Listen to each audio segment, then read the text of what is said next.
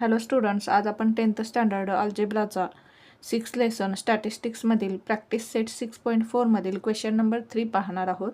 पहा आपल्याला क्वेश्चन काय दिला आहे. In the following table the investment made by 210 families is show. Present it in the form of a histogram. आपल्याला 210 फॅमिलीजने केलेली इन्व्हेस्टमेंट दिलेली आहे आणि आपल्याला त्याच्या आधारे हिस्टोग्राम काढायचा आहे.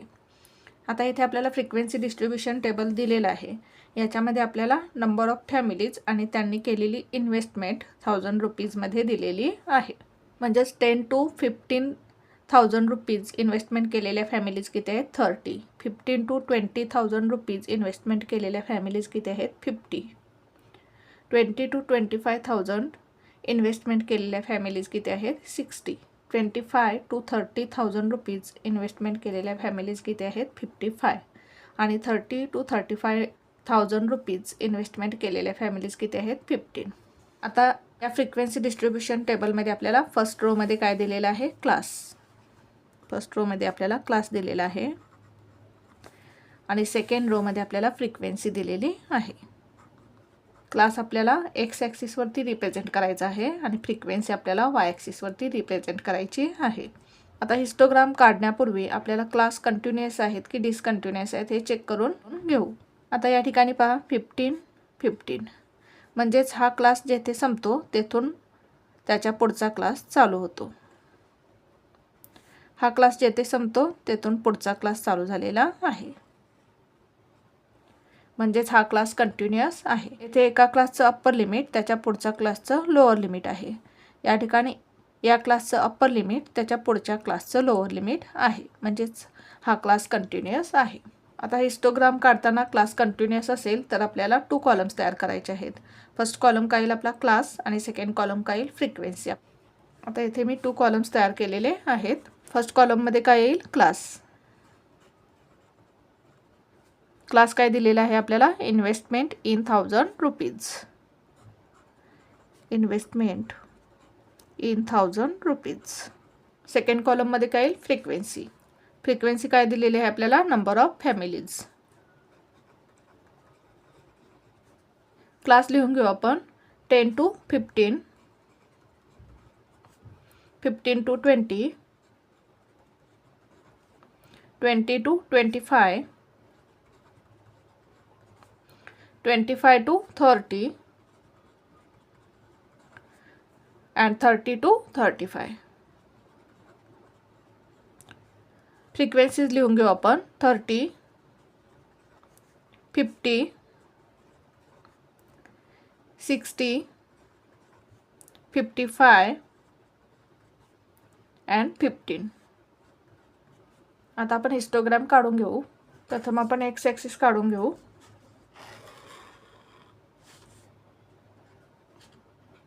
हा आपला एक्स ॲक्सिस आहे. X dash. आता आपण वाय ॲक्सिस काढून घेऊ. हा आपला वाय ॲक्सिस आहे. Y dash. आणि हा आपला ओरिजिन येऊ. आता इथे मी ग्राफ पेनने काढला आहे. तुम्ही एक्झाममध्ये ग्राफ पेन्सिलने काढायचा आहे. आता आपल्याला एक्स ॲक्सिसवरती क्लास घ्यायचा आहे. क्लास आपल्याला काय दिलेला आहे? क्लास आपल्याला इन्व्हेस्टमेंट दिलेला आहे. इन्व्हेस्टमेंट इन 1000 रुपीज लिहून घेऊ आपण. क्लास काय आपला? इन्व्हेस्टमेंट. ते लिहून घेऊ आपण. Investment 1000 rupees. फ्रिक्वेन्सी काय दिलेली आहे आपल्याला? Number of families. फ्रिक्वेन्सी काय दिलेली आहे आपल्याला? Number of families. फ्रिक्वेन्सी आपण वाय ॲक्सिसवरती रिप्रेझेंट करू. म्हणजेच वाय ॲक्सिसवरती काय येईल? Number of families. आता आपला पहिला क्लास काय आहे पहा. फर्स्ट क्लास काय आहे आपला? 10 to 15. हा क्लास आपल्याला 0 पासून दिलेला नाही. त्यामुळे आपल्याला ओरिजिन आणि फर्स्ट क्लास यांच्यामध्ये क्रिंक मार्क काढून घ्यावं लागेल. जर पहिला क्लास आपल्याला फर्स्ट क्लास आपल्याला 0 पासून दिलेला नसेल तर आपण क्रिंक मार्क काढून घ्यायचं आहे. आता आपला फर्स्ट क्लास काय आहे? 10 to 15 आणि क्लास इंटरवल किती आहे? 5 आहे. याच्या आधीचा क्लास काय असेल? 5 to 10 असेल. त्याच्या आधीचा क्लास काय असेल? 0 to 5 असेल. म्हणजेच या क्लासच्या आधीचे क्लास आपल्याला दिलेले नाहीत. त्यामुळे आपल्याला क्रिंक मार्क काढून घ्यायचं आहे. आता आपण एक्स ॲक्सिसवरती क्लास लिहून घेऊ. फर्स्ट क्लास काय आहे? 10 to 15. 15 to 20, 20 to 25, 25 to 30, 30 to 35. Class लिहून घेऊ आपण एक्स ॲक्सिसवरती. फर्स्ट क्लास आहे 10 to 15. त्यानंतर 15च्या पुढं काय घ्यायचं 20, 20, 25, 30, 35.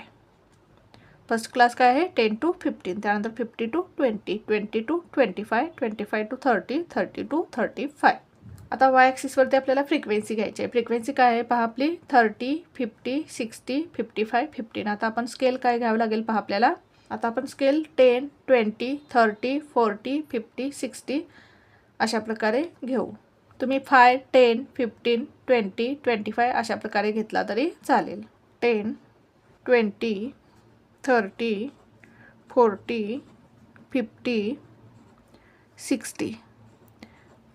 आता इथे स्केल घेताना काय करायचं आपल्याला, दोन नंबरमधील जो डिफरन्स असणार आहे तो आपल्याला काय करायचा आहे सेम घ्यायचा आहे. 10 to 20, 20 to 30, 30 to 40, 40 to 50, 50 to 60 याच्यामध्ये प्रत्येक 2 नंबर्समध्ये काय 10चा डिफरन्स आहे. आणि क्लासमध्ये पहा प्रत्येक 2 नंबर्समध्ये कितीचा गॅप आहे 5चा गॅप आहे. आपल्याला हा गॅप काय करायचा आहे सगळीकडे इक्वल ठेवायचा आहे. हा जो 2 नंबर्समधील गॅप असणार आहे हा आपल्याला इक्वल ठेवायचा आहे. आता येथे 2 नंबर्समध्ये गॅप किती आहे पहा 10 to 20 म्हणजे 10चा गॅप आहे. 20 to 30 10चा गॅप आहे. 30 to 40 10चा गॅप आहे. म्हणजे प्रत्येक ठिकाणी काय करायचं आहे 2 नंबर्समधील गॅप आपल्याला इक्वल घ्यायचा आहे. क्लासमध्ये पण 2 नंबर्समधील जो गॅप असणार आहे तो आपल्याला काय करायचा आहे इक्वल ठेवायचा आहे. आता फर्स्ट क्लास काय आहे पहा 10 to 15 हा आपण बेस घ्यायचा आहे. आता फ्रिक्वेन्सी किती आहे पहा 10 to 15 क्लासची फ्रिक्वेन्सी किती आहे 30. 30ला आपण मार्क करून घेऊ. म्हणजे या रेक्टँगलची हाईट किती असणार आहे 30. आता 50 to 20 हा क्लास आपण बेस घेऊ आणि 15 to 20 क्लासची फ्रिक्वेन्सी किती आहे पहा 15 to 20 क्लासची फ्रिक्वेन्सी 50 आहे. म्हणजे या रेक्टँगलची हाईट किती येईल 50.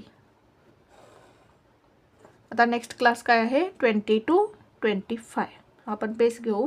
20 to 25 क्लासची फ्रिक्वेन्सी किती आहे 60. म्हणजे या रेक्टँगलची हाईट किती येईल 60. नेक्स्ट क्लास काय आहे 25 to 30.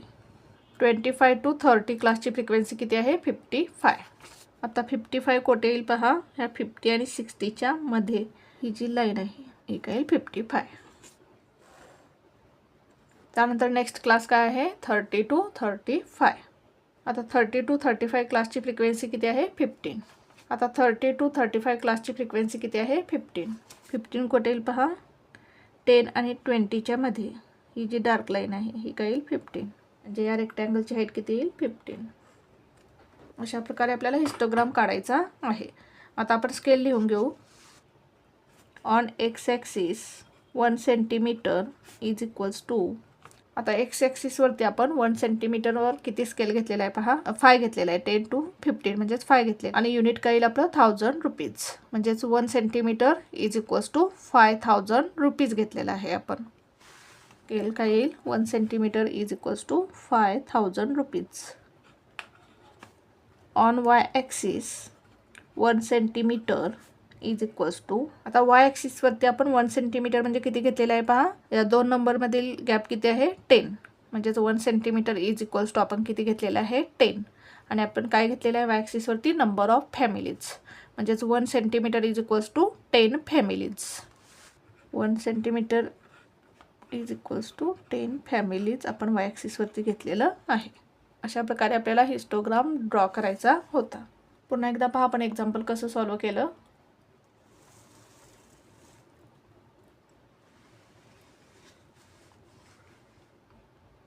Thank you for watching this video. जर तुम्हाला व्हिडिओ आवडला असेल तर व्हिडिओला लाईक करा, कमेंट करा, शेअर करा आणि चॅनलला सबस्क्राईब करा.